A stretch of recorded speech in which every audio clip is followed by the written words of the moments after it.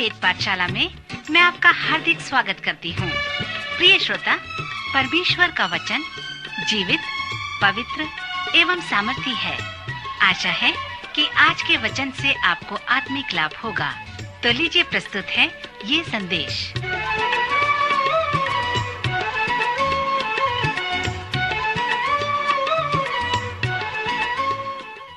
प्रिय श्रोता मित्र, वेद पाठशाला कार्यक्रम में आपका स्वागत है। मैं आपसे कहना चाहूंगा कि इस अध्ययन को पढ़ने में मुझे बड़ा ही आनंद है और साथ ही साथ इस बात को जानकर प्रसन्नता है कि आप इन अध्ययनों में मेरे साथ उपस्थित हैं और इसे सुनते हैं, इसे समझते हैं और संपूर्ण पवित्र शास्त्र का सर्वेक्षण कर रहे हैं। हमारे सर्वेक्षण ने हमें नए नियम में पौलुस की पत्रियों तक ले आया है। पिछले अध्ययन में हम कुरिन्थ के नाम पौलुस प्रेरित की दूसरी पत्री का सर्वेक्षण प्रारंभ कर चुके हैं। वे कहते हैं कि प्रचारक इस प्रकार का है। एक भिखारी दूसरे भिखारी से कहता है कि रोटी कहाँ पर मिलेगा। प्रारंभिक पद में पौलुस हमसे कहता है कि शांति का सेवक वो है, अर्थात एक दुखी हृदय वाला व्यक्ति दूसरे दुखी हृदय वाले व्यक्ति से पूछता है, शांति कहाँ पर मिलेगा। पिछले अध्ययन में हमने पौलुस के अध्ययन से सीखा था कि परमेश्वर अपने लोगों के जीवन में दुख व क्लेश को इसलिए आने की अनुमति देता है ताकि वे परमेश्वर की ओर फिरें, उसे प्राप्त करें और उसके निकटता में रहें और शांति और आनंद का अनुभव प्राप्त कर सकें। अब पौलुस अगला कारण भी बताता है कि क्यों परमेश्वर हमें क्लेश व दुख को अनुमति करने की और अनुभव करने की अनुमति देता है और फिर बाद में वह हमें शांति देता है, परंतु तब तक हम किसी और को खेदित कर चुके होते हैं। सो जब इस प्रकार का समय हमारे साथ व्यतीत होता है तो कौन हमें इसके योग्य बनाता है कि हम उन्हें शांति दे सकें। यह सत्य है मित्र कि हम विद्वान हैं। यह सत्य है कि हमने अच्छी शिक्षा पाई है और यह भी सत्य है कि हमें ठेस किसी को पहुंचाई है और जब हमको ठेस पहुंचती है तो हम परमेश्वर की ओर आकर उससे शांति प्राप्त करते हैं, क्योंकि शांति देने वाला केवल परमेश्वर है। सो इस प्रकार हम उसके शांति को प्राप्त करके उसके अनुग्रह को जान सकते हैं। यहाँ पर पौलुस उन लोगों के प्रश्न का जो उत्तर है इस प्रकार देता है और कहता है कि मैं एक सेवक हूं और तुमको बता दूं कि एक सेवक को सचमुच में किस प्रकार होनी चाहिए। सेवक के विषय में जो प्रत्यय पत्र वह बताता है वह है दुख उठाना, क्योंकि प्रशिक्षण के समय उसके मध्य परमेश्वर सेवकों को उपयोग करता है। पौलुस यहाँ पर अपने अनुभव को बताता है कि जब वह लुस्त्रा में था तब उसे किस प्रकार पथरवाह किया गया। वह मृत्यु के निकट में था। उसने ऐसे परिस्थिति में अपने पर नहीं वरन परमेश्वर पर भरोसा रखा। उसने ये नहीं कहा कि मैं कुछ कर सकता हूं, परंतु वह संपूर्ण रूप से अपने परमेश्वर यहोवा पर भरोसा रखा। यहाँ पर परमेश्वर ने पौलुस को सिखाया कि वो अपने आप पर भरोसा न रखे, परंतु परमेश्वर पिता पर भरोसा रखे, जो उसे मृतकों में से जिला सकता है। कुछ लोग विश्वास करते हैं कि लुस्त्रा में पौलुस की मृत्यु हो गई थी और वहां पर वह मृतकों में से जी उठा था। इस अनुभव से पौलुस को यह दृढ़ विश्वास हो गया था कि परमेश्वर ने मुझे मृतकों में से छुड़ाया है, आगे छुड़ाएगा और हमेशा वो छुड़ाता रहेगा। सो पौलुस कुरिन्थियों के लोगों से कहता है कि यही मेरा प्रत्यय पत्र है कि मैं एक प्रेरित कहलाऊं। दूसरे अध्याय में पौलुस सेवकों के कार्य के विषय में सुंदर लेख प्रस्तुत करता है। सेवक के कार्य क्या हैं? यह बहुत ही महत्वपूर्ण है कि हम जानें कि जिसे हम करने का प्रयत्न कर रहे हैं कि सेवक का महत्वपूर्ण कार्य क्या है। यीशु मसीह के सेवक होने के नाते यदि हम इसे जानने का प्रयत्न करें कि हम क्या करना चाहते हैं तो यह जानकर मुझे प्रसन्नता होगी। दूसरा अध्याय के 14 से 16 पद में पौलुस सेवक के कार्य को इस प्रकार से वर्णन करता है। उसने लिखा है, परंतु परमेश्वर का धन्यवाद हो जो मसीह में सदा हमको जय के उत्सव में लिए फिरता है और अपने ज्ञान का सुगंध हमारे द्वारा हर जगह फैलाता है। क्योंकि हम परमेश्वर के निकट उद्धार पाने वालों और नाश होने वालों दोनों के लिए मसीह की सुगंध हैं।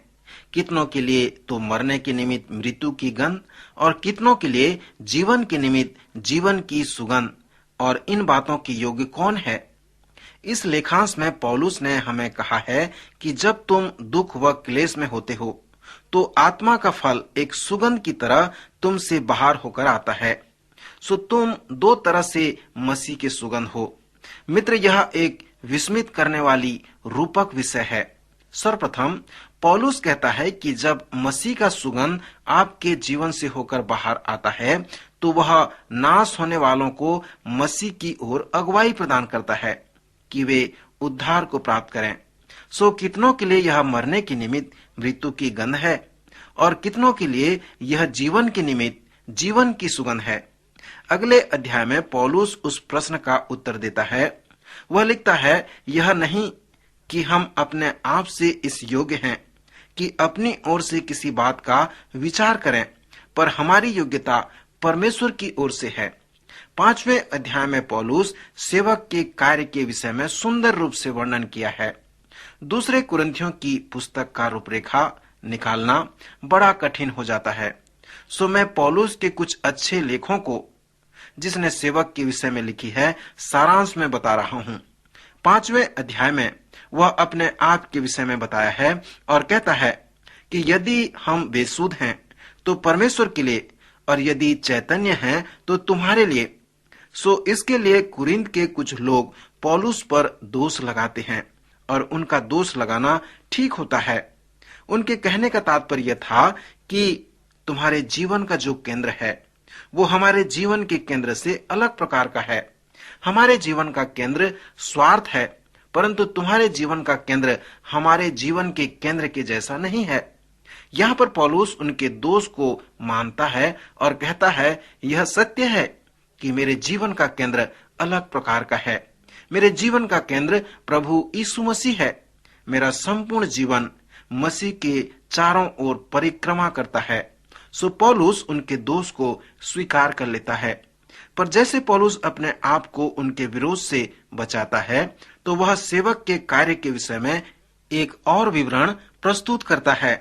वह कहता है, यदि मैं बेसुध हूं तो ध्यान करो कि मेरे पास कुछ निर्देश हैं और मैं उन पर विश्वास करता हूं। सर्वप्रथम मैं विश्वास करता हूं कि एक सब के लिए मरा। दूसरे में मैं विश्वास करता हूं कि सभी खोए हुए हैं। और तीसरे में मैं विश्वास करता हूं कि सभी को सुनना अनिवार्य है।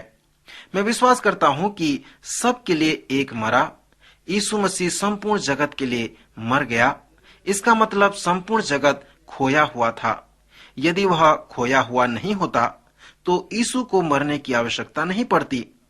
मैं ये भी विश्वास करता हूं कि इस पृथ्वी से समस्त लोग उस शुभ संदेश को सुने कि यीशु उनके लिए मरा है। इसलिए मैं इस पागल मनुष्य की तरह जीता हूं। जिस प्रकार तुम जीते हो उस प्रकार मैं नहीं जीता। जिस प्रकार तुम्हारा महत्व है वैसा मेरा महत्व नहीं है, और इसीलिए मैं एक पागल मनुष्य की तरह जीवन व्यतीत करता हूं, क्योंकि मैं उन 3 आत्मिक निर्देशों पर विश्वास करता हूं। इस संदर्भ में पौलुस फिर कहता है कि परमेश्वर ने मसीह में होकर अपने साथ संसार का मेल मिलाप कर लिया और उनके अपराधों का दोष उन पर नहीं लगाया, और उसने मेल मिलाप का वचन हमें सौंप दिया है। मेल मिलाप की सेवा हमें सौंपी है। पौलुस के कहने का तात्पर्य है, जैसे कि हमने पहले भी देखा था कि प्रारंभ में मनुष्य और परमेश्वर साथ थे। वे एक थे, परंतु परमेश्वर ने मनुष्य को चुनाव करने की स्वतंत्र इच्छा दी थी और उसकी सृष्टि भी इसी प्रकार की थी। सो मनुष्य ने इस प्रकार चुनाव किया कि वह परमेश्वर से मुड़कर चला गया। अब जब ऐसा हुआ तो परमेश्वर उसे देख नहीं सका, क्योंकि मनुष्य ने पाप किया। इसलिए परमेश्वर भी मनुष्य से अलग हो गया और इस प्रकार परमेश्वर और मनुष्य के बीच में तलाक हो गया। यही मूलभूत समस्या है जिसे बाइबल बताती है। सो जैसे पौलुस अपने मूल विषय में आकर कहता है, मैं विश्वास करता हूं कि परमेश्वर ने मसीह में होकर अपने साथ संसार का मेल मिलाप कर लिया है और उनके अपराधों का दोष उन पर नहीं लगाया। सो प्रभु यीशु मसीह की मृत्यु ने परमेश्वर को ये संभव कर दिया कि अपने साथ संसार का मेल मिलाप कर ले। सो हमने से जितने लोग यीशु मसीह की मृत्यु के द्वारा मेल मिलाप कर लिए हैं, परमेश्वर ने उन सबको इस मेल मिलाप की सेवा सौंपी है। आज हमें इस संसार के लोगों के पास जाना है और उनसे कहना है, क्या आप नहीं जानते कि परमेश्वर ने आपका मेल मिलाप कर लिया है। जब यीशु मसीह क्रूस पर था, क्रूस पर मर गया, तो परमेश्वर तुम्हारे साथ मेल मिलाप कर लिया। सो जब से यीशु मसीह ने क्रूस पर अपनी जान दी है, तब से परमेश्वर आपके पापों का अपराध जो है उसका दोष आपके ऊपर नहीं लगाया, परंतु प्रभु यीशु मसीह आपके उन सब पापों के दोष को अपने ऊपर ले लिया। सो क्या आप इस पर विश्वास नहीं करेंगे? परमेश्वर की ओर फिरो और उससे मेल मिलाप कर लो। श्रोता, इस लेखांश में जहां पौलुस हमें सेवक के कार्य के विषय में बताता है, तो पौलुस कहता है, यही हमारा कार्य है कि हम मेल मिलाप की सेवा करें। हमारा संदेश मेल मिलाप का संदेश हो जाए। आज हमें इस संसार के सभी खोए हुए लोगों के पास जाना है और कहना है कि एक सब के लिए मरा, एक सब के लिए मारा गया, और जिसने आपके लिए मरा वह परमेश्वर को ये संभव कर दिया कि आपके साथ वह अपना मेल मिलाप कर ले। क्या आप इस पर विश्वास करते हैं? परमेश्वर की ओर फिरें और उसके साथ मेल मिलाप कर लें। यदि आप मेल मिलाप प्राप्त कर लिए हैं, तो क्या आप उस कार्य को समझते हैं जिसे परमेश्वर ने आपको सौंपा है?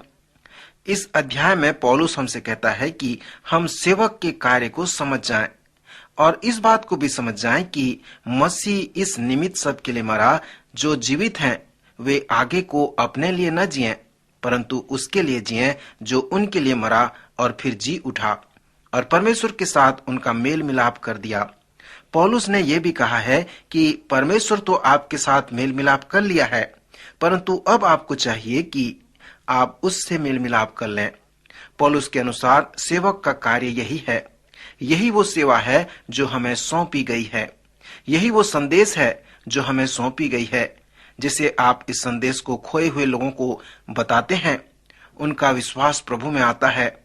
वे भी इस सेवा के भागी हो जाते हैं। उनके जीवन में सुगंध आ जाता है और वे इस सुगंध को लोगों तक फैला सकते हैं। श्रोता मित्र, क्या आप परमेश्वर के इस सुगंध को जानते हैं? तो आप उनके निमित्त जीवन की सुगंध हैं। पर यदि वे उस संदेश को अस्वीकार करते हैं, तो उनके मरने के निमित्त आप मृत्यु की गंध हैं। सो इन बातों के योग्य कौन है? परमेश्वर का धन्यवाद हो कि पौलुस कहता है कि मसीह इन बातों के योग्य है। पौलुस ने लिखा है कि हम उन बहुतों के समान योग्य नहीं, परंतु हमारी योग्यता परमेश्वर में है। हम परमेश्वर की ओर से परमेश्वर को उपस्थित जानकर मसीह में बोलते हैं। परमेश्वर ने संसार के साथ मेल मिलाप कर लिया है, परंतु हमारे अपराधों का दोष हम पर नहीं लगाया। उस पर आज भरोसा रखें और उस परमेश्वर से मेल मिलाप कर लें। प्रभु इन वचनों द्वारा आपको आशीष दे।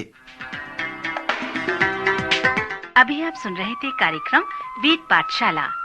श्रोता, हमें विश्वास है कि इस कार्यक्रम के द्वारा आपको आशीष मिली है। यदि इस कार्यक्रम के विषय में अधिक जानकारी प्राप्त करना चाहते हैं या बाइबल अध्ययन से संबंधित कोई प्रश्न हमसे पूछना चाहते हैं, तो आप हमें इस पते पर लिखें। हमारा पता है कार्यक्रम वेद पाठशाला, post box number 713, EN post, Faridabad 7। आज के कार्यक्रम का समय यहीं पर समाप्त होता है।